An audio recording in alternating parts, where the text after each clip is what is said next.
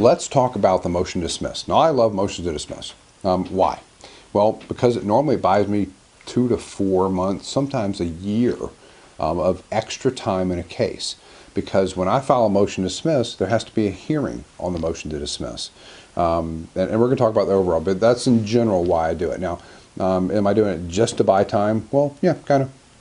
But I actually have something to work with. I will not do a motion to dismiss unless I have something to actually complain about. Judges don't like motions to dismiss, just so you know. They would rather deal with it on a substantive matter. And I've had some slam dunk cases that should have been dismissed on a motion to dismiss, and the judges won't do it. So don't be surprised if you're going to lose it. That's okay. There are other ways that we'll address this. But the first thing I want you to consider after the motion to enlarge and extend is the motion to dismiss. Okay? Now, the motion to dismiss says, hey, you know what?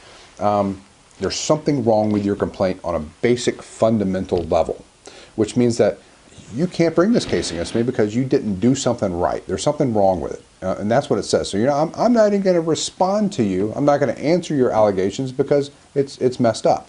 And so that's what I'm looking for. Now, when we talked about the reviewing of the exhibits before, that's the ammunition that I was looking for us to do the motion to dismiss.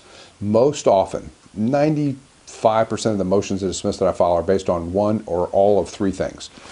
There's no endorsement, or the endorsement is messed up. There's no assignment of the mortgage, or there's no acceleration notice with a paragraph 22. That's why I had you looking at that, because that's what 95% of my motions to dismiss are based on, okay? So that's what we're looking at. Now, there are some other things that might come up, but in general, that's what we're complaining about. They're saying there's some basic fundamental flaw with the complaint, okay? Now, we're going to talk about how this goes in the next many segments, because it's very technical. I don't want to push you through too much in one time.